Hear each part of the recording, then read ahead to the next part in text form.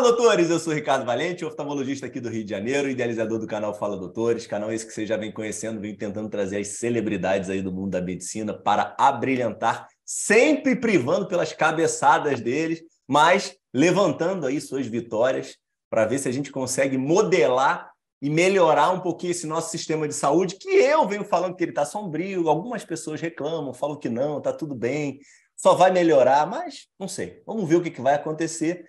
E hoje temos mais uma super celebridade, doutor Marcos Adriano, o grande Jota, médico cirurgião oncológico, direto do norte do país. Tivemos já algumas personalidades vindo do norte, então uma terra que dá gente boa pra caramba, terra do açaí, como ele colocou para mim, e do grande Calypso, né, cara? Tipo assim, uma dança diferente que eles trazem de lá, né?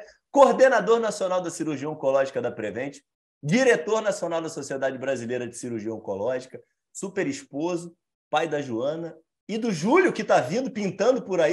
Já chegou esse cara? Fala, doutor Marco. Boa noite a todos. Espero que vocês estejam bem. Grande Ricardo, muito obrigado pelo convite. Júlio está chegando. O Júlio chega em julho, mais ou menos na metade para o final de julho. Mais um membro, mais um integrante da família. Nós estamos muito felizes de poder colocar mais um garotinho no mundo e que ele traga essa esperança, que ele renove as nossas esperanças, como você disse, de um futuro talvez sombrio. E, obviamente, que um dos grandes objetivos deste teu canal, desse nosso bate-papo, é trazer aquela ponta de esperança de que nós podemos fazer mais e melhor sempre. E nada mais do que um Júlio chegando aí, né, pô? Trazer luz e esperança pra gente, né, pô? Bom demais, Não bom sabia que, demais. não sabia que era para Júlio, não, pô. Mas ficou melhor ainda essa Então, entrada. Júlio para Júlio. Na Pô, verdade, egocêntrico pouco, né? O meu apelido é Jota, é Júnior de Jota, eu sou Júnior, por isso que é Jota. A filha mais velha chama Joana e o filho mais novo agora chama Júlio. A mãe concordou, tá tudo bem, combinado não sai caro. tua esposa não é com J, cara. Não, é Fernanda. Caramba, Fernanda, meu Deus do céu, cara. Como é que você dá asa para um cara desse, pô? Não faz isso, Fernanda. Ó, dá tempo ainda, hein? Olha, Júlio vai nascer outro nome aí, hein? Olha aí, por causa desse conflito todo com o Fernanda, hein, pô? E você falou do norte do Brasil. Eu brinco com Ah, todo é, mundo, engata já aí nessa história de origem aí, que eu acho sempre fundamental da gente frisar isso daí com força, né?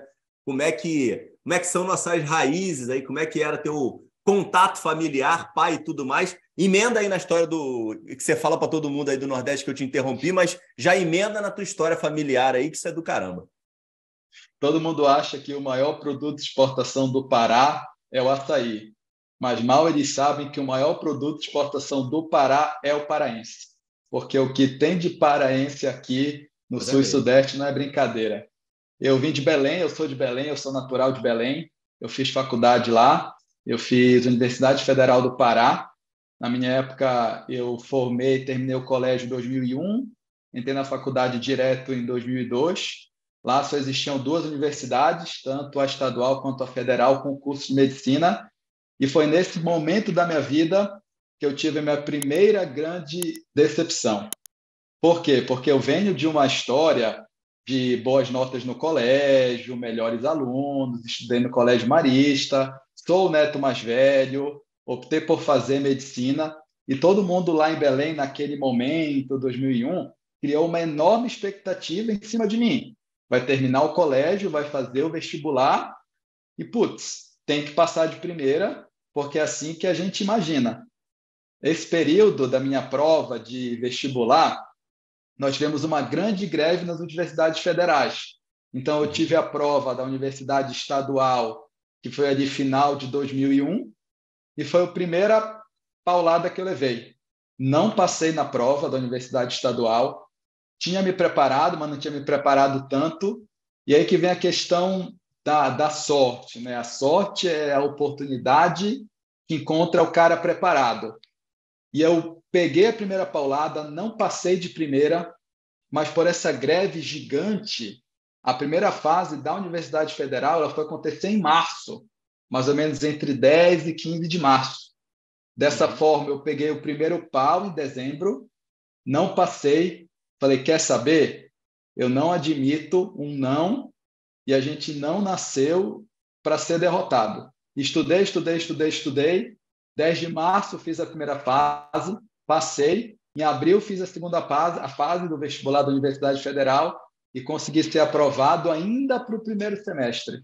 Eu passei em 72º lugar, eram 150 vagas, e aí sim eu pude continuar e entrar no meu grande sonho, que era ser médico, isso desde pequenininho.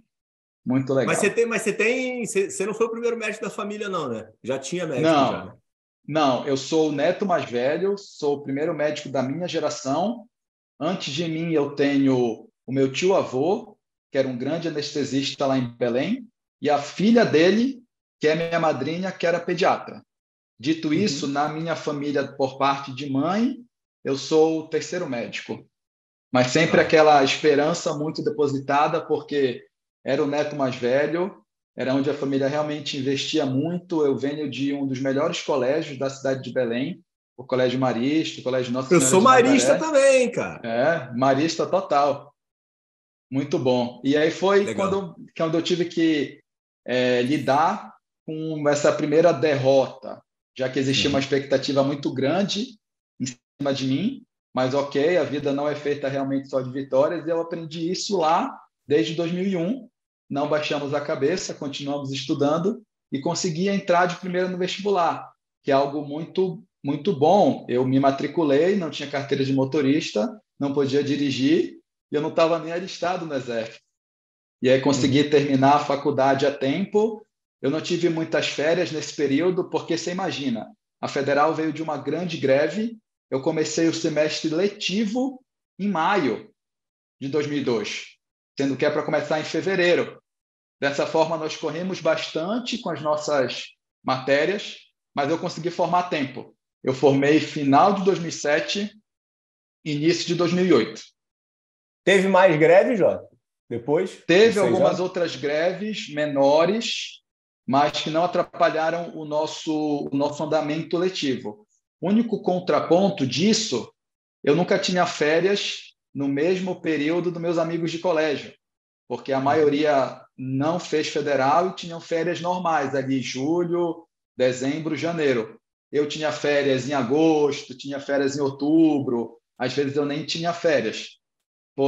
Foram, na verdade, o curso de medicina são 6 anos, mas eu me formei em Uhum. 5 anos e meio, porque eu Uhum. comecei em maio de 2002, formei em Belém, final de 2007, início de 2008, e decidi por fazer cirurgia geral. Na formação dentro da cirurgia oncológica, a gente faz cirurgia geral, como área geral, e depois faz cirurgia oncológica. Em 2008, eu decidi não prestar a prova de residência, porque eu queria esse ano para fazer uma pequena poupança do ponto de vista financeiro, para que eu começasse a residência com algum dinheirinho guardado para não precisar viver com os plantões da residência. Então, em Uhum. 2008, eu trabalhei lá no interior do Pará, e é bem interessante, a ideia também desse nosso bate-papo é informar os médicos mais novos, quem está se formando, quem vai entrar na residência.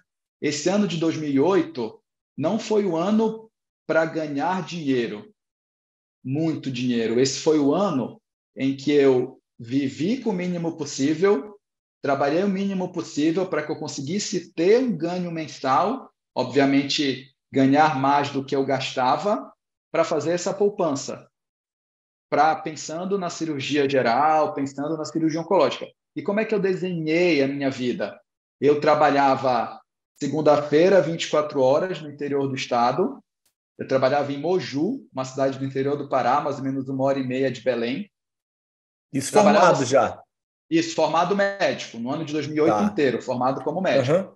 Eu trabalhava segunda-feira, 24 horas. Eventualmente, eu trabalhava ainda terça de manhã nesse interior. Se não, eu vinha terça às 6 horas da manhã, se não, eu vinha 1 da tarde.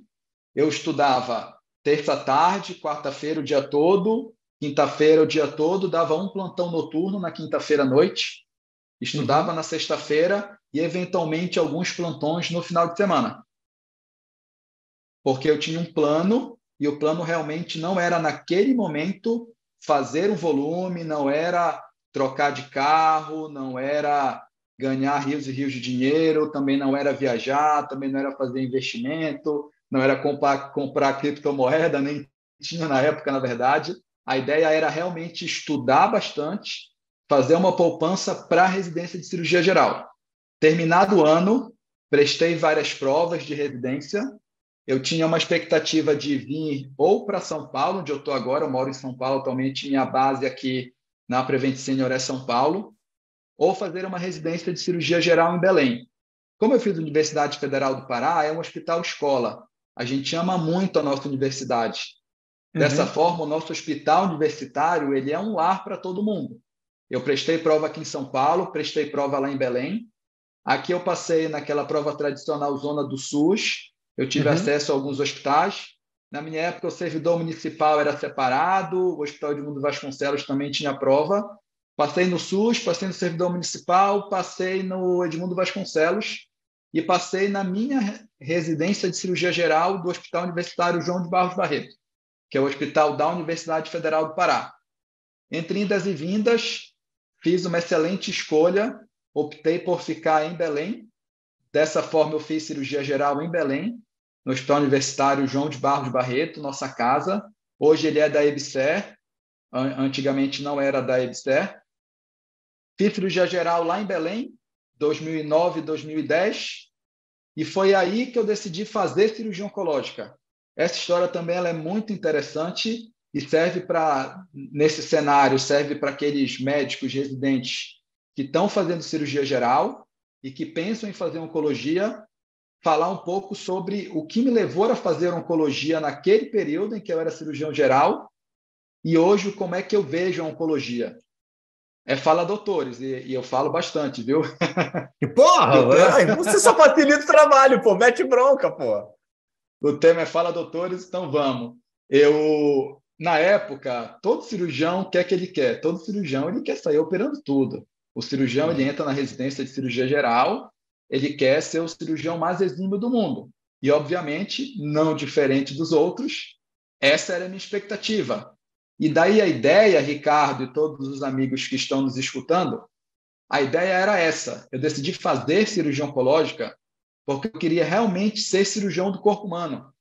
E eu tinha alguns cirurgiões oncológicos lá na nossa residência, que eu dava plantão no pronto-socorro, que eram realmente exímios cirurgiões. Dessa forma, eu decidi fazer cirurgia oncológica para ser um cirurgião do corpo humano. Prestei prova, estudei bastante, prestei prova. Cirurgia oncológica eu fiz só São Paulo. Nós tínhamos, na época, as minhas 3 escolhas eram AC Camargo, Instituto Arnaldo do Câncer, Estudo do Câncer Arnaldo Vieira de Carvalho e Barretos. Eu passei bem na prova, eu passei em 24º, 25º, alguma coisa nesse cenário. Não vim para minha escolha não vim para minha escolha de vaga, quem veio foi uma colega minha, a Carolzinha, a Blotinha. Eu que pensei em ir para Barretos, mas como eu tinha uma ligação muito forte com Belém, estar em Barretos traria muita dificuldade para eu ir para Belém, porque eu teria que estar em Barretos, sei lá, São José do Rio Preto, Ribeirão Preto, Campinas, até chegar em Belém. Dessa forma, era ou Arnaldo Vieira de Carvalho ou AC Camargo. Conhecidamente, a residência do AC Camargo ela dava pouca opção de plantão fora da residência. O Arnaldo Vieira de Carvalho dava um pouquinho mais de opção de plantão fora da residência. E financeiramente falando, eu não podia deixar de trabalhar durante a residência.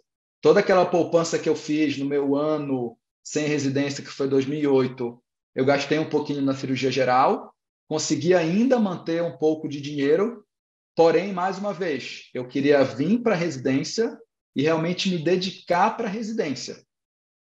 E optei por entrar no Arnaldo Vieira de Carvalho e não me arrependo nunca.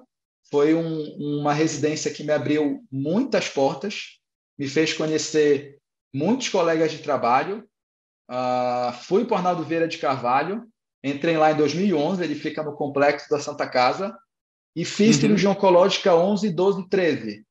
Hoje eu tenho 10 anos de terminada a cirurgia oncológica Se contar os 3 anos de residência, eu tenho hoje 13 anos de oncologia, certo?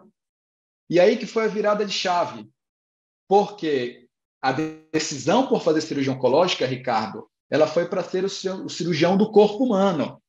Mas chegando aqui, entendendo esse universo da oncologia, foi que eu realmente descobri que o cuidado com o paciente oncológico e os familiares, esse que deve ser o nosso tino, esse que deve ser o objetivo de fazer oncologia. Porque o cirurgião oncológico, ele nada mais é do que um oncologista que opera. E o oncologista é aquele que cuida do câncer, do paciente e do familiar com câncer. Dessa forma, fica a dica, hashtag fica a dica, para quem realmente quer fazer cirurgia oncológica, pensar que, obviamente, vai ter os seus skills cirúrgicos. Eu sempre brinco que qualquer macaco bem treinado, ele vai operar, porque cirurgia é dom, é técnica, é habilidade manual e é treino. É operar, operar, operar. Agora, realmente entregar um bom cuidado ao paciente oncológico, isso é diferente. Dessa forma, foi aí, descobrindo o universo real da cirurgia oncológica, da oncologia, que eu me apaixonei cada vez mais. E hoje, Ricardo, eu atuo como cirurgião oncológico em cirurgia coloretal e câncer ginecológico, principalmente cirurgia coloretal, mas o meu dia a dia, te dizer o que me apaixona, pelo que eu sou apaixonado, é esse cuidado perioperatório global em oncologia. Eu entendo que isso é algo que realmente muda o desfecho do nosso paciente. Hoje, no mercado de saúde, nós encontramos diversos cirurgiões que têm muita habilidade, operam muito, diagnosticam, dão esse cuidado, mas realmente entender o paciente como um todo e praticar esse cuidado perioperatório global, isso é um desafio. E trazendo aquilo que você comentou no início do nosso bate-papo, esse cuidado perioperatório global em oncologia, ele tem muito a ver com os desafios atuais do sistema de saúde. É entregar realmente uma linha de cuidado aonde nós tenhamos o paciente de ponta a ponta dentro da oncologia, e com isso nós vamos conseguir, com certeza, melhores desfechos a um menor custo. Esse bate-papo que eu falei agora foi um pouco da minha história, das minhas raízes que me trouxeram lá de Belém, e o motivo pelo qual hoje eu acordo todos os dias. É para realmente nós tentarmos entregar para os nossos pacientes um melhor cuidado perioperatório. Imaginando que hoje o cirurgião, eu sempre brinco entre o cirurgião do século passado e o cirurgião do século XXI. Os meus amigos, eles sempre comentam, e aí, Marcão, chegou o cirurgião do século XXI, chegou o cirurgião do século XXI. Eu brinco que o cirurgião do século XX, e obviamente que isso é uma brincadeira, ficou no passado. É aquele cirurgião, velho, gordo, careca, barrigudo, isso é uma brincadeira, obviamente, que não falava com ninguém, não dava bom dia, jogava pinça pelas paredes e todo mundo tinha medo. Esse cirurgião, ele ficou no passado. Hoje, Ricardo, o cirurgião do século XXI, ele é diferente. Ele tem que aprender a cuidar do paciente como um todo, e digo mais, não só do paciente, ele tem que cuidar da equipe de saúde. É um termo que nós também precisamos mudar.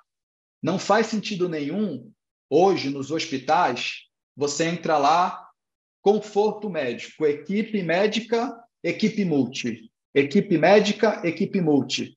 Não, nós somos uma equipe de saúde. Não tem equipe médica e equipe multi. Para finalizar esse ponto da equipe de saúde, do time de saúde, não podemos esquecer também que o corpo administrativo do hospital, que muitas vezes é considerado como não equipe de saúde, eles fazem parte e eles fazem muito, eles têm muita importância, eles fazem muita importância no cuidado do nosso paciente. tudo que eu desenvolvi, eu não, na verdade, nós desenvolvemos dentro desses cuidados perioperatórios desde 2016, quando eu assumi a coordenação da cirurgia oncológica da Prevent Senior até agora, tudo passou por um time de saúde composto também pela equipe administrativa. Isso também é algo que quem está nos assistindo e quer fazer gestão ou faz gestão, quer montar protocolo, quer cuidar de processos, o time administrativo ele precisa estar envolvido. E não é só porque precisa aprovar, desaprovar, precisa liberar verba ou não liberar verba. Ele faz parte do processo. Dito isso, se você pensa em montar qualquer protocolo, qualquer processo de cuidado, seja ele cirúrgico, não cirúrgico, oncologia ou não, inclua a equipe administrativa no seu time de saúde. Eles são muito importantes nesse cuidado do paciente. Pô, Jota, qual é o teu número, cara? Eu vou votar, cara. Tu já tá pronto já, cara. Tu tá... Porra, cara, peraí, cara. Me fala aí o que você tá concorrendo aí que eu vou votar, cara. Pode falar aí. Vou te dizer que eu acho que eu belisco um vereadorzinho ali, com certeza. Não, muito bom. Não, ó, essa tua fala aí, cara, esse final aqui, a equipe já escute, hein? Tem 3 cortes aí que já explodem já de uma forma absurda, cara. Muito bom, muito bom, muito bom. Esses insights foram maravilhosos. Me diz um negócio que eu tô aqui em dúvida querendo saber. Primeiro, grana de família. Como é que era a condição aí de vocês como família? Dificuldade financeira, família de classe média? Como é que você chegou na faculdade? Boa, sensacional. Excelente pergunta. E todo mundo imagina que isso que nós construímos é porque o berço de ouro ele sempre esteve presente. E eu passei por altos e baixos do ponto de vista financeiro falando da minha família. O meu pai biológico, ele engravidou minha mãe e com 2, 3 meses de gravidez, enfim, briga vai, briga vem, separou da minha mãe. Meu avô assumiu minha mãe de volta. Meu avô é descendente português com italiano, família grande. Na época lá, eu sou de 84, então nos anos 80, uma separação nunca é bem vista pela sociedade. Meu avô trouxe minha mãe de volta para casa. Eu cresci nesse berço. Eu cresci num berço de ouro, posso dizer isso. Cresci num bom berço, tanto financeiramente falando, quanto de valores. Financeiramente falando, por quê? Meus bisavós, eles tinham algum dinheiro lá em Belém. Dessa forma, o meu avô, ele sempre procurou investir na gente e me teve como filho. Tanto que com as minhas tias, eu sou o neto mais velho, tanto que com as minhas tias eu muitas vezes funciono até como o irmão mais novo. E o meu avô, ele sempre criou a gente focado na educação, na educação. Ele nunca foi de dar muito luxo em casa.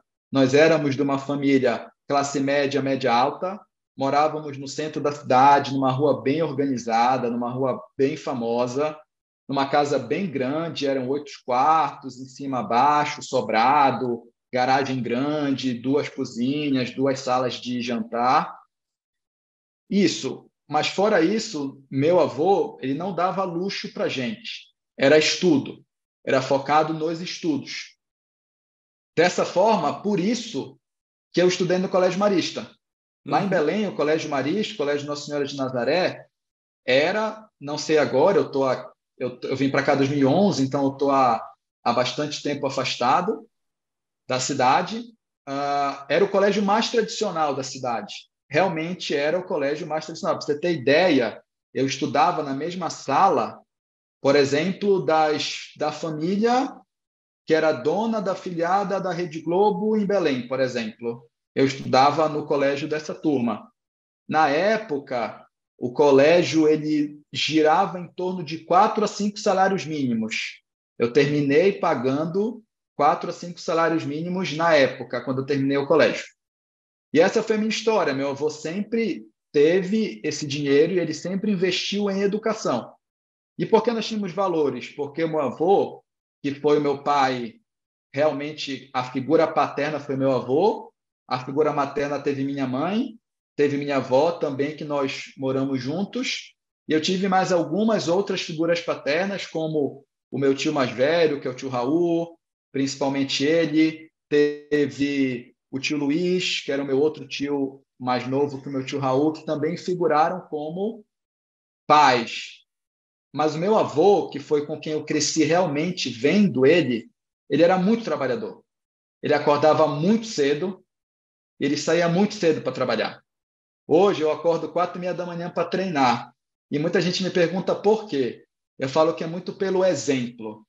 A palavra, ela encanta, mas o exemplo, ele arrasta. E o meu avô, ele sempre acordava muito cedo, junto com a minha mãe. Minha mãe fazia o leite com o café dele. Eu me acordava, descia com os dois, a gente dormia em cima, eu descia. E eu tomava café com meu avô, a gente jogava dama, jogava xadrez. Na época, meu avô tinha chofé, o motorista, o chofé, que era o seu Domingo, gente fina, muitas lembranças. Levava meu avô no escritório, eu ia junto com meu avô, voltava para casa e continuava em casa. Na época, eu trabalhava, eu fazia colégio à tarde. Esse é o meu exemplo. A gente teve essa vida financeiramente muito boa até eu terminar o meu colégio. Quando eu terminei o colégio, os negócios da família não iam tão bem, tanto que o final do meu convênio ali, o terceiro ano do ensino médio, foi meu tio Raul que ajudou a pagar, e a gente já entrou na faculdade não tão bem financeiramente. Mas aí já é outros 500. Já está na faculdade, Universidade Federal, teoricamente é tudo de graça, mas não é. As pessoas que fazem federal, elas precisam entender que o Brasil paga para nós estudarmos e o Brasil pagou para eu ser médico. Dessa forma, não é de graça. Todo mundo que contribui paga para a gente estudar. Estava na universidade já, fui ali aos trancos e barrancos. Durante a faculdade, a gente consegue fazer alguns plantões acompanhando alguns colegas médicos e muitas vezes essa turma remunera a gente. Nesse período, eu participei de um projeto muito legal, Ricardo, chamado Pescador da Saúde. Nós íamos para uma comunidade ribeirinha, nós íamos para uma cidade próxima de Belém, chamada Barcarena. Nós entrávamos num barco gigante, ia para a população ribeirinha atender essa Que período população. isso, Joca? Foi no período da faculdade, últimos anos da faculdade. Não, mas que período da faculdade? Último ano da faculdade? Para os últimos anos. Acho que provavelmente, na verdade, eu era interno, obviamente, quinto ou sexto ano. Nós íamos para a população ribeirinha, o barco só parava naquela população 2 vezes por ano. Foi uma experiência sensacional. Esse final da faculdade foi um pouco meio turbulento do ponto de vista financeiro, mas como dizia a minha mãe, ela diz até hoje, quem tem cartão tem tudo. Cansei de passar a faculdade inteira pagando só o mínimo do cartão para poder ter aquele outro limite, vamos que vamos. Quem me protege não dorme, esse é um dos meus lemas, vamos para cima. Formei. Da feita que eu formei, aí maravilha. Formei, faculdade teoricamente toda paga, comecei a trabalhar. E aí foi o que eu contei para vocês daqui para frente. E aí outra coisa, cara, me diz o negócio. Eu estava ouvindo a tua história aí no primeira etapa, você tem uma cabeça aí de planejamento, uma cabeça aqui de uma forma objetiva, aqui simplificando, cabeça de velho, né? Tipo, tem tudo preparado, tudo planejado, que é o correto. Virginiano, né, Ricardo? Virginiano, né? Em que momento que aparece isso, cara? Que momento, olhando para trás, tá? Em que momento que você teve exemplo, você modelou alguém, ou algum médico, ou algum conhecido? É muito bizarro você ter a maturidade de ter parado, não vou entrar na residência, vou aqui trabalhar, vou juntar uma grana para estruturar, assim, pouquíssimos amigos, pouquíssimas pessoas que passaram por aqui, estamos aí com 132 episódios, pouquíssimas pessoas tiveram essa maturidade de ver e falar, vou fazer um pé de meia, né? É sempre aquele negócio, tipo assim, vai dar tudo certo, né? Vamos trabalhar que o dinheiro vai entrar. Que momento que você conseguiu ter essa visão aí e fazer esse planejamento de carreira? Legal. Como bom virginiano, está na raiz, está no signo, sempre organizado. Eu não tive nenhum mentor na minha vida que me desse exemplos positivos, sabe, Ricardo? Mas eu tive muitos exemplos negativos do que eu não queria. Isso que é interessante. Por quê? Porque muitas vezes você não vai ver alguém fazendo aquilo que você quer. Isso pode acontecer. Mas, com certeza, você verá pessoas fazendo aquilo que você não gostaria de fazer. Isso também é um exemplo. É um exemplo do que não fazer. E eu via alguns colegas formados, alguns residentes, que realmente... Porque médico, não sei como é atualmente o mercado, mas na nossa época, Ricardo, você num dia não tem nada, no outro dia, meu irmão, você tem 20, 30 pau na conta, dinheiro que você nunca imaginou ver no ano inteiro. E isso sobe para a cabeça, isso sobe para a cabeça. Nós sabemos disso, existem diversos exemplos de pessoas que não constroem nada do ponto de vista financeiro falando por isso. Eu tive muitos exemplos ruins, alguns exemplos familiares de pessoas que realmente não construíram nada com tudo que ganharam, e eu vi alguns colegas médicos também indo para esse lado, carpe diem. E eu acabei construindo essa minha ideia, mas o principal foco era estudar. Eu tracei um plano. Eu quero fazer residência, eu quero só estudar na residência. Então, eu não quero dar muito plantão. Como é que eu consigo isso? Eu tenho vários exemplos de como não conseguir. Como é que eu consigo? E naquele momento eu pensei isso. Pensei, vou fazer part-time, trabalhar, estudar no ano de 2008, guardar um dinheiro. Você tem ideia, na época que a gente se formou, o carro do momento era o Punto. Nós estamos velhos, hein? O carro do momento era o Punto. Eu não comprei um Punto para mim. Vários colegas foram lá e compraram um Punto do ano. Na época, um Punto lá, 1.8, teto solar, batia 60 pau. E um Golzinho, modelo de entrada, batia 35. Sabe o que eu fiz? Meus colegas todos financiaram o carro. Sabe como é que eu comprei o meu Gol? Peguei o meu tio Raul. Tiozão, eu quero comprar um carro, mas eu não vou financiar o carro inteiro, que os juros são muito absurdos. O senhor consegue me emprestar 15 mil reais para eu dar de entrada e eu vou financiar só 20 mil. Eu pago para o senhor em 3 parcelas de 5 mil com meus próximos 3 salários. E quando eu financei os 20 mil, eu não lembro na época, mas é aquele financiamento que eu posso adiantar as parcelas. Tem juros, ok? O que eu fiz? Paguei meu tio em 2 meses, não paguei em 3 meses, quase quitei todo o meu carro, que eram 20 mil em 60 meses, são 5 anos. Eu terminaria de pagar no final do meu R2 de cirurgia oncológica, porque 2008, comprei no início de 2008. 8, 9, 10, 11, 12. Adiantei muito as minhas parcelas do carro e quitei meu carro no final de 2011, pensando em trazer as parcelas, pagar o mínimo possível de juros. Eu não tive um mentor. Essa é mais ou menos a ideia, é o que ocorre usualmente. Um mentor positivo. Mas eu tive dentro da medicina, como médico. Mas eu tive muitos exemplos negativos que me ajudaram a construir o meu plano, que até o momento, graças a Deus, tem se mostrado muito certo, dentro ali da nossa jornada, da nossa trajetória. Eu acho bonita essa palavra, quando a gente fala em trajetória, quando a gente fala em jornada. A palavra construção, ela me encanta muito. Acredito que nós precisamos construir as coisas. Por isso que eu optei em trabalhar num local só e não ficar correndo de um lugar para o outro. Porque quando nós focamos num lugar, a gente consegue construir. E construção é igual a legado. E por isso também que eu estou nesse mundo, para deixar um legado de tudo que nós construímos e tocar realmente todas as pessoas que passam pela nossa carreira, pela nossa trajetória. Mas não Me foi diz um só berço de negócio. ouro.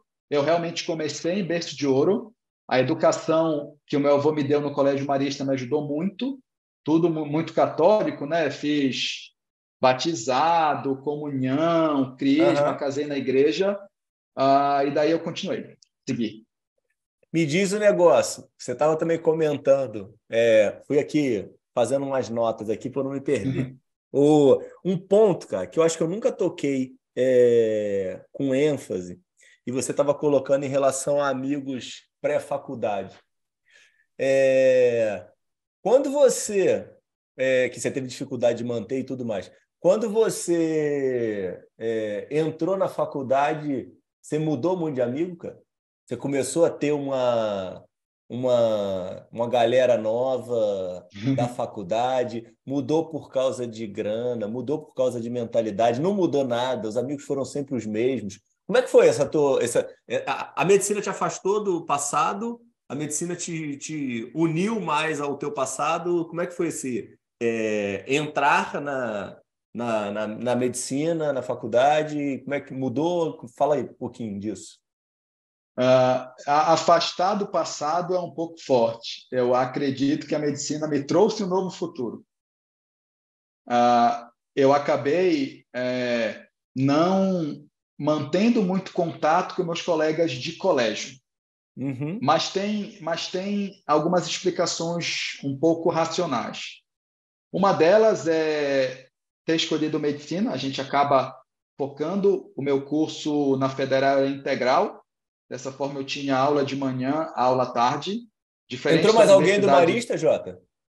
Entraram alguns colegas meus, sim, do Colégio Marista. Entraram alguns na estadual, alguns na federal. Uhum. Lá era integral, manhã e tarde. Eu não tinha férias no mesmo período dos meus amigos e eu acabei focando muito nos colegas de faculdade. E a faculdade, Ricardo, federal, ela tem uma grande vantagem, pelo menos na minha época. Eu vim de um local elitizado, ok? Eu estudei num colégio, no melhor colégio de Belém, eu tive contato com a classe A da cidade. Apesar da nossa família sempre ter sido criado e nos foi ensinado diversos conceitos de humildade, de compaixão, mas eu fui criado nesse meio. E a Federal ela trouxe uma coisa muito interessante para a gente. Eu tinha na minha sala, a minha sala tinha 35, 30 alunos. Nós tínhamos todas as classes sociais dentro da mesma sala. Eu tinha colega, eu morava, por exemplo, a 4, 5 quadras do Centro de Ciências da Saúde, que é quando nós vamos a partir do terceiro ano. Primeiro e segundo ano a gente fica na área básica, no Centro de Ciências Biológicas, que é mais afastado do centro de Belém, mais na periferia. E nos outros anos nós vamos para o centro da cidade. Eu morava muito próximo, morava bem. Mas, por exemplo, eu tinha colegas de faculdade, Ricardo, que eles iam para a faculdade com o dinheiro da condução e, no máximo, dinheiro para comer no RU, no restaurante universitário. Enquanto tinha colegas que iam de carro do ano para a faculdade, por exemplo, coexistindo dentro do mesmo ambiente. Isso ensina muito para a gente. Isso ensina muito. E o fato também da Universidade Federal colocar a gente nos hospitais públicos, lidando realmente com a população carente, nós realmente enxergávamos a pobreza, as condições socioeconômicas ruins, isso traz um ensinamento gigante, gigante para a gente. Mas eu acabei me afastando dos colegas de colégio, porém, a medicina trouxe um futuro novo, que foi aquela turma totalmente heterogênea e também de outras cidades, de outros estados. Metade da minha turma era de Belém, metade era de fora do Pará. Uhum. Isso tem uma explicação lógica. Na região norte e nordeste, ali próximo da gente, o maior número de vagas era na nossa região. Uhum. Nós tínhamos 150 na federal, 100 na estadual. Eu fiz faculdade, eu tenho grandes amigos maranhenses, piauienses principalmente. Isso também traz um novo mundo, um mundo diferente daquele mundo que eu vivia. E vamos lá, né? Eu entrei na faculdade um garoto. 17 anos. Eu entrei na faculdade totalmente em formação. Uhum. E essas amizades, elas também contribuíram para a minha educação. 17 anos, nós somos muito jovens. Uhum. Me diz um negócio. A cirurgia oncológica, ela tem uma característica que eu acho sinistra, essa é a palavra que eu acho que eu tenho mais objetiva para falar e que dá um pânico em 1 milhão de colegas, que é o início da trajetória por ser jovem e os pacientes terem insegurança da falta de experiência e tudo mais. E um monte de gente que já passou por aqui e que eu converso fala, putz, eu não fui por esse caminho porque ia ser muito difícil chegar em algum lugar e passar por essa ponte. Como é que foi aí passar por essa ponte aí e desbravar e mostrar o teu valor aí? Eu formei a cirurgia oncológica com 29 anos. Eu fiz 29 anos em setembro, terminei ali em janeiro. Uhum. E eu já trabalhava com cirurgia oncológica desde o R5, ajudando alguns colegas, fazendo ambulatório de cirurgia geral, mas atendendo pacientes oncológicos. E realmente isso é um desafio. E um dos motivos de eu ter começado a usar barba foi por isso, Ricardo. Você citou, Imagino. você foi cirúrgico na sua colocação. Eu assumi a coordenação da cirurgia oncológica da Prevent Senior em 2016.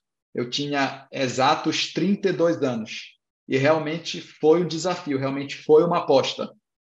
E o fato de eu ter começado a usar barba mudou da água para o vinho na apresentação do paciente. Na apresentação. Porque quem chega primeiro é a nossa imagem. É óbvio. O que chega primeiro é a nossa imagem. Eu comecei a usar barba, isso mudou bastante, mas obviamente que não adianta só usar barba, a conduta ética do dia a dia profissional também influencia muito. Eu vejo que a segurança que os pacientes depositam na gente, isso também depende muito do paciente, sabe, Ricardo? Na Prevent, eu faço também muita ouvidoria, claro. Eu sou o gestor do time, qualquer reclamação, qualquer pendência, eu atuo, eu converso, eu vejo o que aconteceu. E essa minha experiência de ouvidor em oncologia me mostrou que o paciente quer aquele tipo de médico ou ele não quer.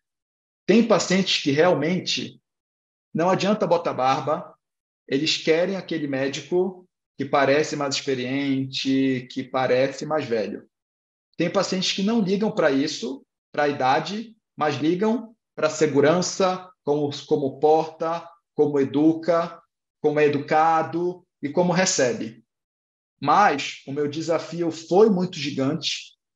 Com 32 anos, fui convidado, obviamente, por já me portar como tal, durante toda a trajetória de 2013 a 2016, mas da feita que você assume uma posição, o cargo ele traz direitos, ele traz vantagens, mas ele também traz o trabalho árduo, ele também traz as dificuldades.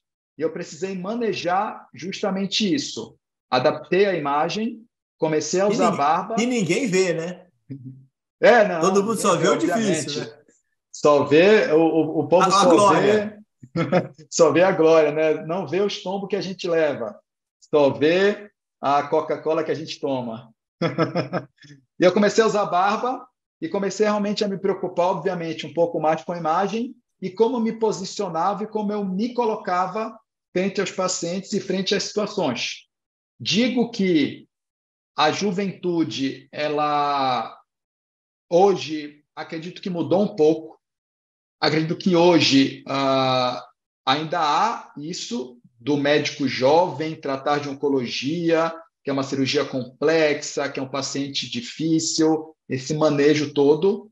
mas eu vejo que hoje os pacientes, algumas vezes até preferem os mais jovens, porque eles têm mais gás, porque eles estão com o conhecimento mais fresco. Porém, isso tem que estar associado com uma boa colocação, uma boa imagem e saber se portar e conduzir o paciente. Isso eu entendo ser o mais difícil. Uma boa imagem, Ricardo, hoje em dia você paga alguém, corta um terno bacana num alfaiate, faz uma paleta de cores, ok, você se coloca. Isso é mais simples ou menos difícil. Porém, saber se portar, saber conversar, ter um treinamento em human skills, soft skills, isso é mais difícil, porque não depende só do dinheiro de você pagar alguém para te vestir, pagar uma roupa, pagar uma paleta de cores, pagar um consultor de imagem ou uma rede social bonitinha no Instagram, LinkedIn. Isso é muito mais difícil, porque isso requer treinamento e, digo mais, dom. Tem pessoas que nasceram com o dom de cuidar, nasceram com o dom de acolher, nasceram com essas habilidades. Nós só precisamos descobrir que nós temos essas habilidades, não fugir dessas habilidades, porque muitas pessoas querem fugir desse destino e utilizar sempre da melhor forma possível. Me diz um negócio, outra coisa. Transição. Belém, São Paulo. Como é que foi aí o início de São Paulo para um jovem aí? Você já tinha experiência em São Paulo, congressos, cursos, foi tudo novidade? Como é que foi? A minha experiência em São Paulo, antes de vir para cá fazer residência, era no Traço de União e na Vila Madalena. Era a minha única experiência na cidade, né? Como bom sambista, como bom pagodeiro, nascido e crescido no Pagode 90, era a única experiência que eu tinha. Eu vim para cá namorando com a Fernanda, que hoje é minha esposa, mãe da Essa já era a Joana. segunda pergunta. Quando é que ela aparece na história, pô? Mãe da Joana, a mãe do Júlio. Nós viemos para cá namorando. Ela ficou em Belém, terminando o R2 de cirurgia geral. Eu conheci A ela Fernanda era quando na tua eu... faculdade?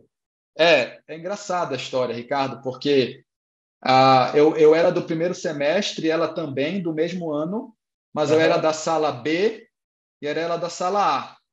E era engraçado porque os meninos da sala B conheciam e faziam muita festa com as meninas da sala A, e ela era da sala A, mas ela era da parte que não fazia bagunça.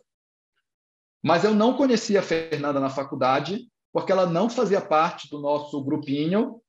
Na faculdade, Ricardo, eu organizava um pagode na minha casa. Contei no início do nosso bate-papo que a minha casa era grande, tinha quintal. Nós fazemos um pagode na minha casa. A minha avó gostava muito de planta, o quintal era cheio de planta e o pagode era conhecido como Floresta do Jota. Inclusive, nós temos um CD gravado ao vivo em um dos meus aniversários na minha casa com o grupo Irreverência de Pô, pagode, viu? samba e Ó, pagode. tem capa esse CD, pô? Eu vou te encaminhar depois no WhatsApp as faixas. O que é que nós fizemos, né? Fazendo um off-topic um pouquinho. Nós chamávamos sempre a banda, mas a gente não gravava e não microfonava. Era pagode de mesa, no máximo microfonava o cavaco, que era a corda, e a voz. No meu aniversário, nós decidimos microfonar tudo. Nós chamamos o Ceará Som. O Ceará fazia o som das festas de Belém. Nós microfonamos tudo, levamos uma mesa de 8 canais e uma das saídas, levamos um aparelho de MD. Na época, Ricardo, era o MD.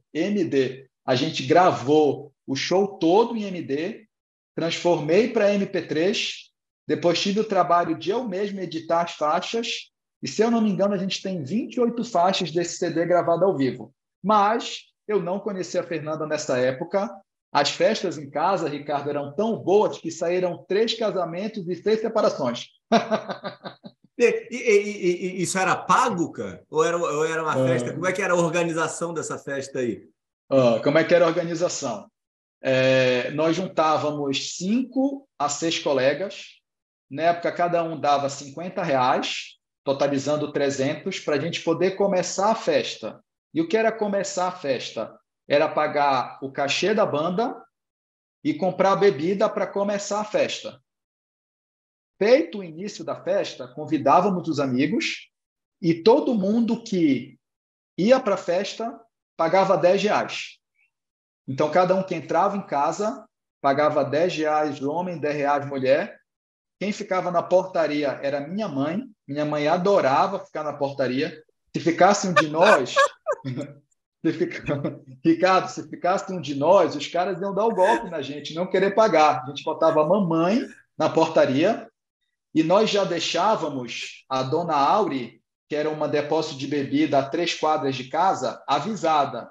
Dona Auri, vai ter festa lá em casa, separa tanto de bebida, não vou dizer a quantidade porque não pode, separa tanto de bebida que a gente vai vir comprando à medida que for acabando.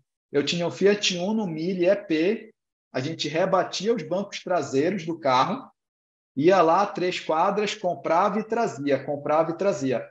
Nessa brincadeira, chegamos a fazer festas de 100, 150 pessoas em casa, mas não conheci minha mulher nessa época, ela não frequentava, era bem legal. Ela não frequentava a minha casa, era outra vibe. Eu conheci ela na residência de cirurgia geral. Quando eu virei R2, ela entrou para fazer R1. E aí, desde então, a gente se apaixonou e começou a nossa história de amor. Eu terminei o R2, vim para cá, para São Paulo, fazer R1 de cirurgia oncológica. Ela ficou em Belém durante todo o R2 dela. Ela terminou o R2, veio para cá fazer cirurgia pediátrica. Nós moramos separados no início e depois acabou meu contrato, eu fui morar com ela, casamos em 2016, tivemos a Joana em 2019 e agora o Júlio em 2023. A Fernanda gostou tanto de receber ordem na residência, que eu era R2 e ela era R1, que ela quis isso para a vida inteira. Por isso que nós casamos. Agora, na verdade, ela diz que ela casou para provar que eu só ia mandar durante a residência. E dali para frente, era ela que ia mandar. 2000, ela veio para cá depois. A minha mãe continuou morando em Belém. Os pais dela, a irmã dela e os sobrinhos dela continuaram morando em Belém. E nós ficamos quando eu terminei a residência, ela terminou a residência dela. Teus avós são vivos ainda? Minha mãe, meus avós não, mas a minha mãe estava em Belém na época, é viva ainda hoje. Os pais dela também são vivos, com a irmã e os sobrinhos. Todos moravam em Belém. Por quê, Ricardo? Porque a nossa ideia era terminar as residências e voltar para Belém. Porque a gente queria voltar para nossa família, queria construir lá. Mas as coisas foram ficando tão boas, interessantes aqui em São Paulo, que a gente decidiu não voltar, mas com uma condição: tem que trazer toda a família. Primeiro veio a família dela, mãe, pai, minha cunhada, irmã dela, 2 sobrinhos, vieram para cá. Minha mãe continuou em Belém, porque ela cuidava da minha avó. Minha avó teve câncer de pâncreas, morreu, e a minha mãe veio. E aí, Ricardo, você morou numa chácara, cara? Não. Sogro e sogra não pode morar muito perto para não vir a pé e não pode morar nem muito longe para não vir de mala. Dessa forma, a gente mora em casas separadas. E foi aí, Ricardo, que começou o outro lado da história, que foram os restaurantes paraenses que a gente tem aqui em São Paulo, da nossa família, e a doceria da Amor aos Pedaços, que a gente também cuida, que é o nosso lado empresarial da família, não só o lado médico. Nós temos...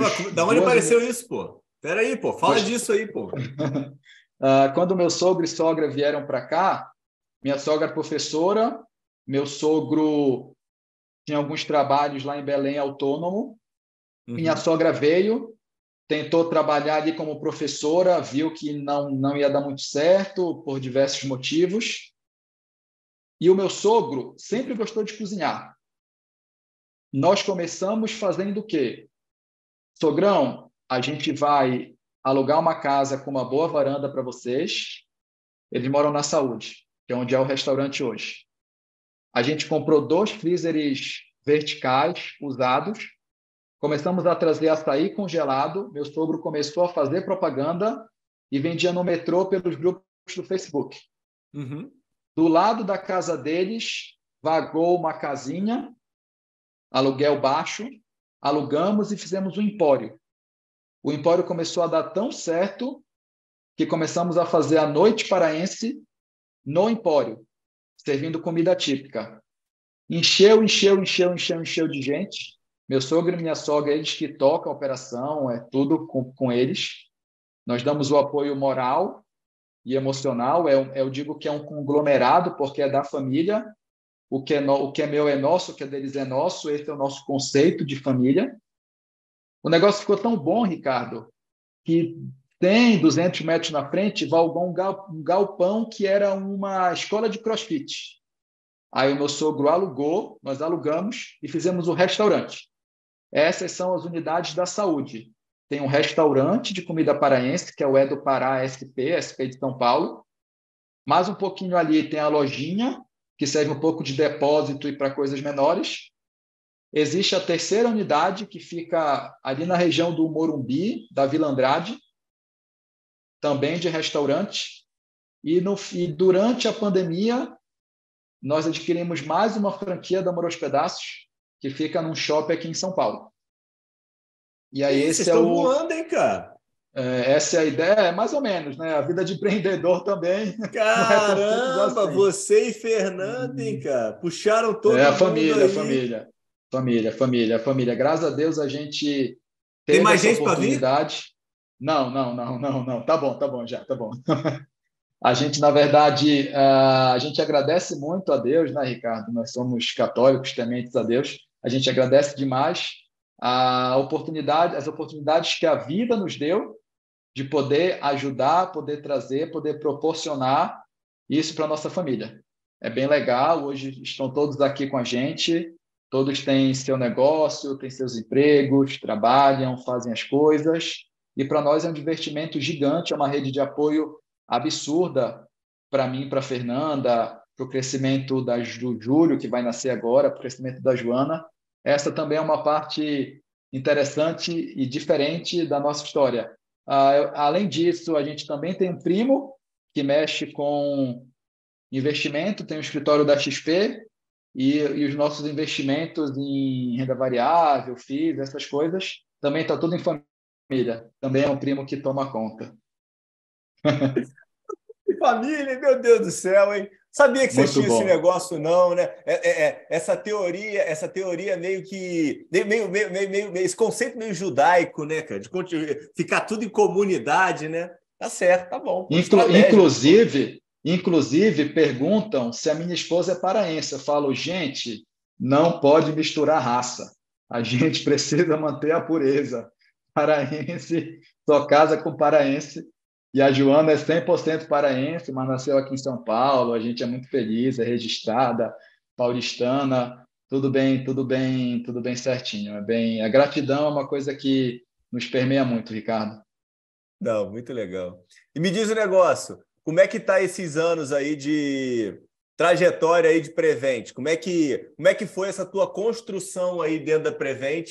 E você aí já me contou em off aí que aconteceram e vem acontecendo uns projetos super bacanas aí dentro da Prevent. Que você está aprontando lá dentro? Tá quanto tempo já, João? Eu estou lá desde 2013. Pô, Já 10 são anos, 10 pô. anos. 10 anos, é. Porra, e aí? Vamos Ah, lá, vamos lá. como, Desenvolve esses 10 anos aí como, no modo rápido aí, pô. Pega os pontos como, principais aí dessa trajetória aí gigantesca. Sabia que era tanto tempo, 2013, não? Legal. 10 anos, 10 anos. 2013 comecei, era outra administração, outra superintendência. 2000, e nós éramos, na época, 2013, um braço da cirurgia geral, um braço da oncologia clínica.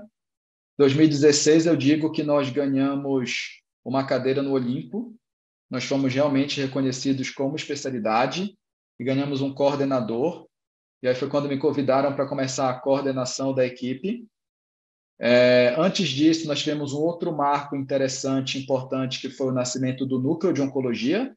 Antes, a oncologia não era centralizada, cada equipe operava a sua parte oncológica. O nascimento do núcleo de oncologia trouxe esse garbo para a gente, de deixar a oncologia num local só.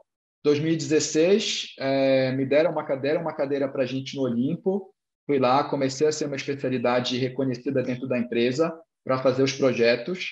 Nós tivemos um ponto importante em 2017, quando nós saímos do Hospital Geral e fomos para o Hospital só cirúrgico, focado em oncologia. E eu digo para você, Ricardo, que essa foi a mudança de jogo. Foi quando nós tivemos o hospital cirúrgico e Foi aquele nós perto de começamos Congonhas? Não, o perto de Congonhas é o Itaim, né, no Santo Amaro, que Aham. foi quando nós começamos lá. Lá era um hospital geralzão, quando a gente começou era cardíaca, geral e onco. Pra você ter ideia, nós começamos com uma sala sexta-tarde, uma sala sábado de manhã, e hoje nós operamos de segunda a sexta. Sexta-feira a gente tem 2 salas. Começamos com 200 procedimentos no ano, hoje a gente faz 1.100, 1.200 por ano, só o nosso grupo. Tirando mama e próstata, que tem equipes específicas, falando em cirurgia oncológica de barriga, somos só nós. A mudança do jogo, Ricardo, foi em 2017, nós termos ido para um hospital focado em cirurgia, com a maioria das especialidades cirúrgicas lá dentro, e foi quando nós começamos a desenhar as nossas linhas de cuidado intra-hospitalares, que é do paciente que entra, toda a linha de cuidado.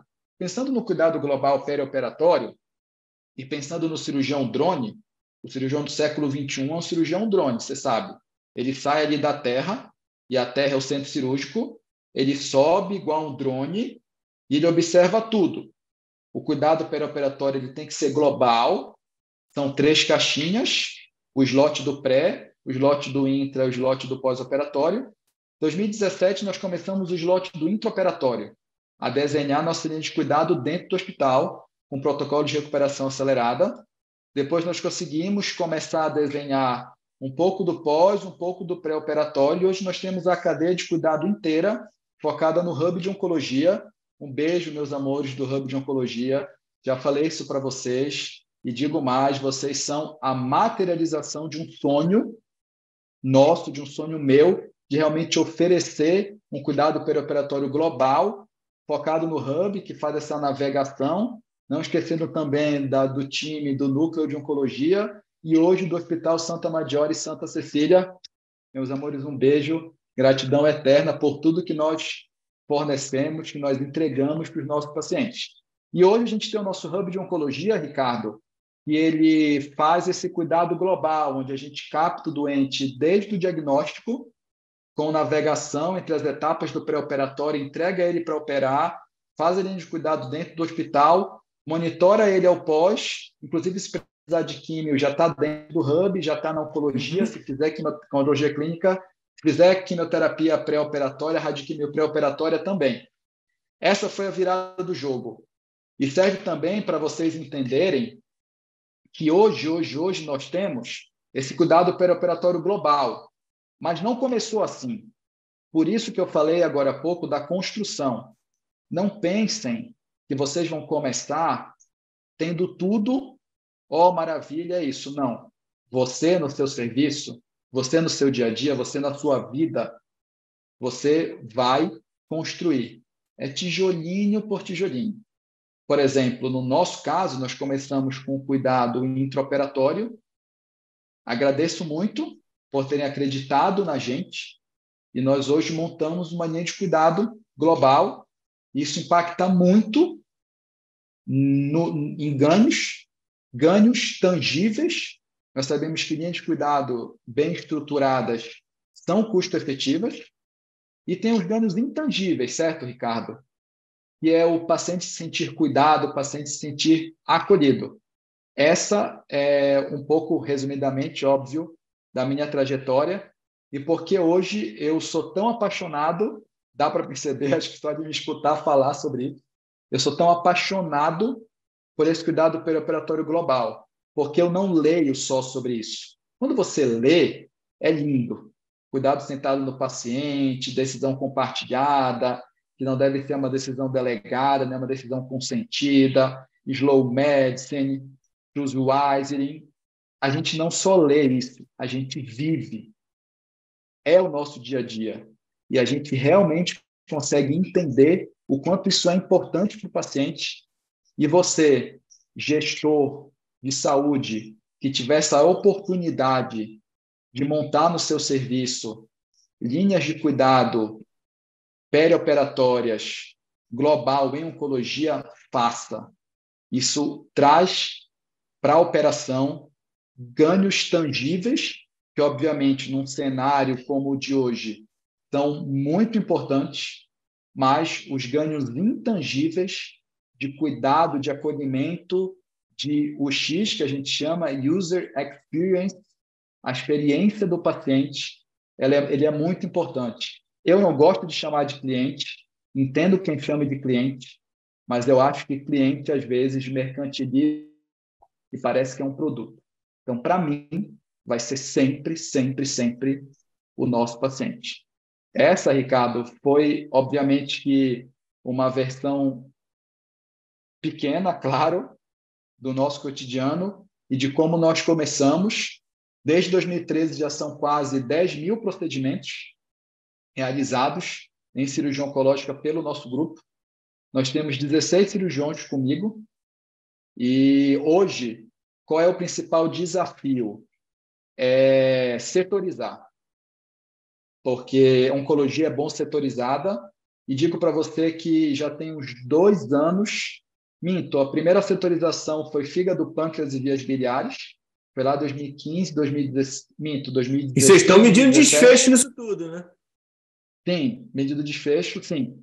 Setorizando, e agora é o principal desafio, é setorizar dentro do que a gente precisa entregar para regulatório, essas coisas todas que a gente entende.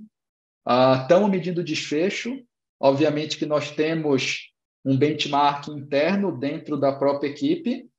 É complicado você ter um benchmark externo, principalmente no Brasil. Qual operadora de saúde publica seus dados? Qual cirurgião publica seus dados? E o quanto esses dados são reais, estão publicáveis, principalmente em oncologia, e ainda mais para a nossa população, centrada no adulto mais, a nossa mediana, Ricardo, é 70 anos, 20% do que a gente opera está acima de 80. Então, é difícil a gente ter um benchmark externo. Sim. O nosso benchmarking, ele é interno. Nós conseguimos diminuir. Eu gosto de falar um pouco de mortalidade e reoperação. São desfechos interessantes em oncologia. Principalmente a mortalidade em 90 dias, que mostra para a gente o paciente que eu selecionei, como eu operei, como eu cuidei no pós, junto com a reoperação. Nós conseguimos uma diminuição de mais ou menos 4 vezes a mortalidade, ok? Em 90 dias, a taxa de reoperação mais ou menos pela metade. Para você ter ideia, hoje a gente consegue, comparado lá com o passado, a nossa mortalidade hoje em 90 dias, ela é a do passado, que era em 7 dias. Para você ver o quanto a gente melhorou com o nosso cuidado. E isso eu falo com muito orgulho, que é um trabalho de time. É a linha de cuidado perioperatória em oncologia, ela traz melhores desfechos, tanto tangíveis quanto intangíveis. Outro desafio, e a gente vai lembrando, vai abrindo a caixa de Pandora, é junto com o Health Data Lab do Fabrício. Fabrição, beijo, meu querido. É a construção de um Power BI, que ele está sendo construído da especialidade, usando ali o Python para minerar dados e trazer dashboards direto do nosso prontuário eletrônico, enfim, e outros projetos mil por aí, com o Health Data Lab. O que o Fabrício entrega é um puta serviço. O Fabrício é muito parceiro e a gente tem construído muitas coisas legais, pensando, claro, no futuro, inteligência artificial, chatbot, chat GPT, essas coisas. Laparoscopia, né? Então a gente tem Muito bom, laparoscopia, Jorge. cirurgia tem laparoscopia, cirurgia minimamente invasiva. Hoje a gente usa o verde de indocianina no nosso set de vídeo para linfonodo sentinela, para vascularização. A gente tem diversos programas de captação ativa, em que o paciente é captado, é navegado, chega no cirurgião, é operado. Irmão, é sensacional. É indescritível o bem que a gente faz para os pacientes, o quanto a gente encanta as pessoas que trabalham com a gente, o quanto elas são encantadas pelos que elas fazem, o quanto elas são entusiastas. Eu digo que um entusiasta precisa encontrar outro, que precisa encontrar outro, que precisa encontrar outro. É assim que o sistema cresce. Seja um entusiasta, procure outros entusiastas e você vai montar algo que será indescritível para o seu cotidiano, para o seu dia a dia. Gestor de saúde, por favor, se estiver escutando a gente, montem linhas de cuidado perioperatórias. Posso falar em oncologia, porque é o meu dia a dia, o meu cotidiano. Isso muda muito o desfecho. E a equipe de saúde que trabalha em linhas de cuidado com processos bem definidos, ela vai sempre, sempre, sempre poder entregar o melhor trabalho para você. Isso muda a vida, inclusive, do colaborador. Ô, Jota, você só precisa arrumar um número bom, cara. Tem nenhuma possibilidade de você perder uma eleição, cara. Porra, cara. Espetacular, cara. Muito bom. Me diga um negócio para a gente caminhar para desfecho aqui, para a gente finalizar.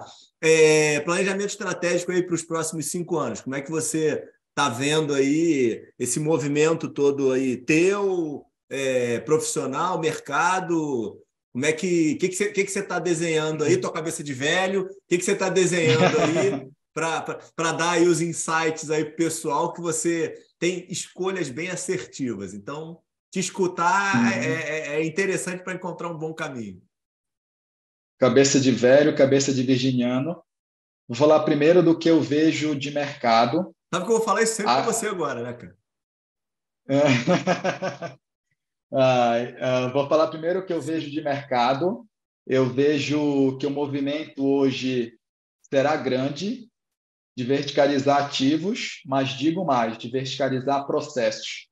Acredito que a gente passou por um período muito grande de verticalizar ativos, acredito que eles também continuarão acontecendo, porém, cada vez mais você precisará, mais do que ativos verticalizados, processos verticalizados que eles podem ser realizados em qualquer ativos, em quaisquer ativos, em qualquer ativo.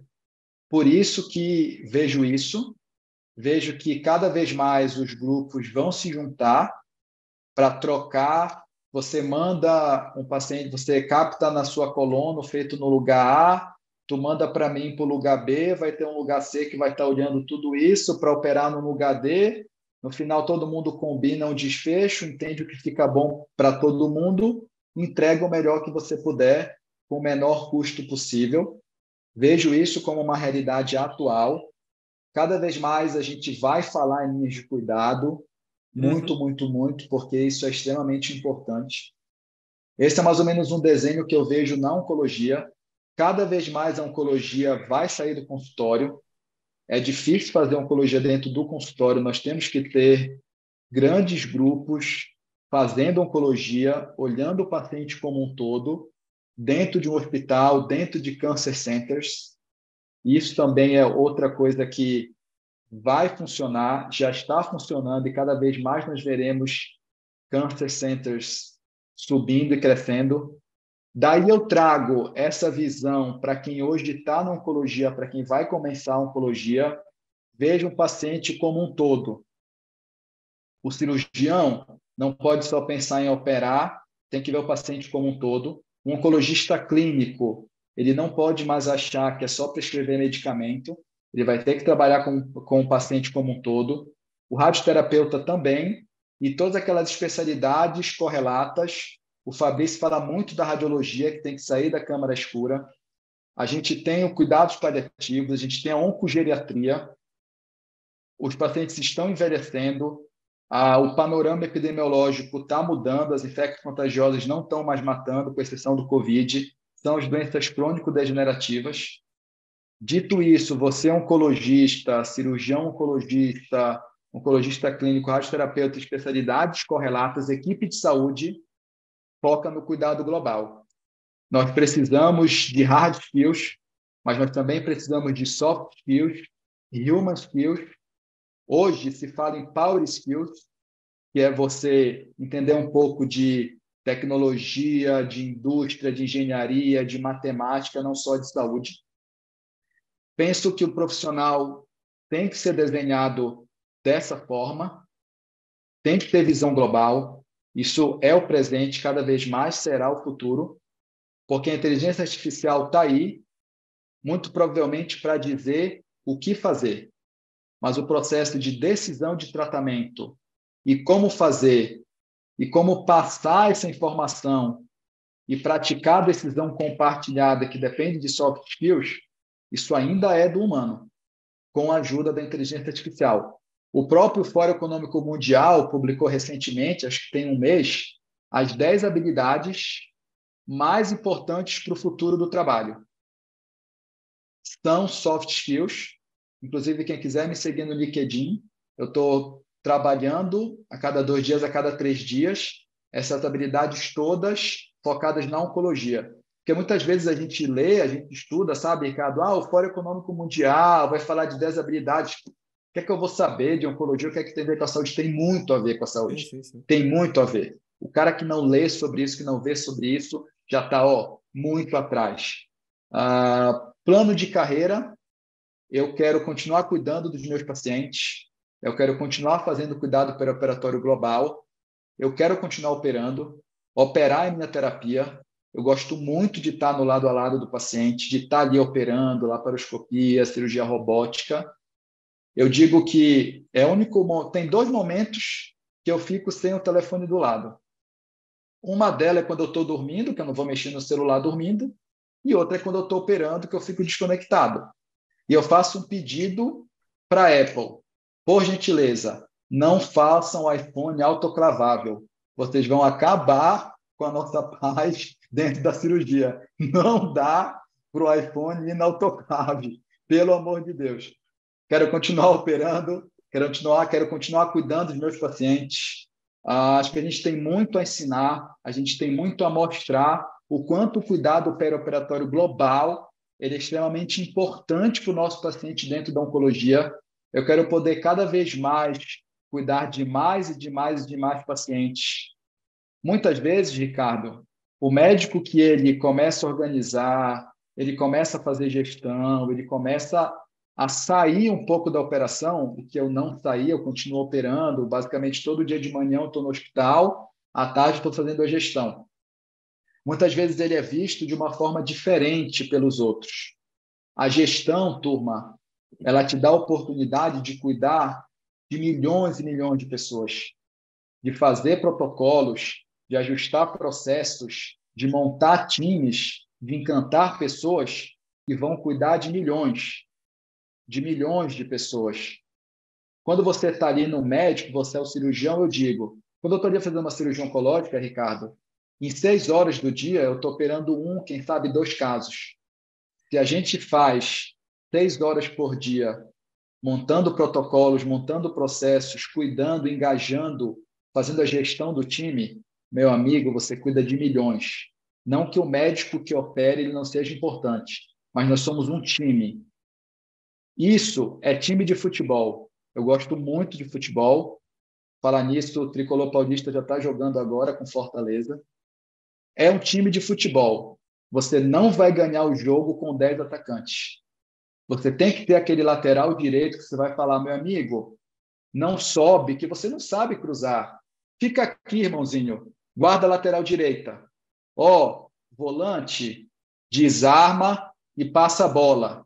Centroavante, não volta para marcar. Você não sabe marcar, amigo.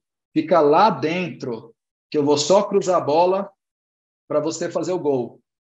Acontecendo isso, fazendo essa gestão, quando o time ganha, ganha todo mundo. Isso é algo que nós ainda precisamos evoluir muito dentro da medicina, esse conceito de time. Dito isso, os meus planos pessoais são esses, é continuar cada vez mais cuidando de mais e mais pacientes, acolhendo mais e mais familiares, montando mais e mais protocolos, tendo mais e mais dados, para que a gente realmente consiga cada vez mais entregar melhores desfechos perioperatórios dentro de oncologia e para o mundo todo, para o Brasil todo, para todas as pessoas que a gente consiga alcançar. Caramba, Jotão, ó, fechou com chave de ouro, hein, cara? Então é bom nisso. Eu vou arrumar, vou pedir pro pessoal da edição botar um número aí embaixo aí. Vote, entendeu? Já tá encaminhado, cara. Pô, muito bom, cara. Espetacular. Obrigado aí demais aí pela participação, pela disponibilidade aí do teu tempo. Foi muito legal. Parabéns aí pela jornada e pela história. Me manda depois o... vou pegar vou botar bota o link depois nas bios aqui do LinkedIn. Legal. LinkedIn, A rede Instagram. que você bota em cima para o pessoal te achar é LinkedIn? Pode ser LinkedIn, Instagram, eu uso Beleza. bastante as redes sociais, é bem legal. Eu gosto de interagir muito. Comunicação e interação é a base. Tem que ser. Então, maravilha. Então, ó, cara, obrigado. Parabéns aí de verdade. Excelente. Continua essa jornada com tudo e a ideia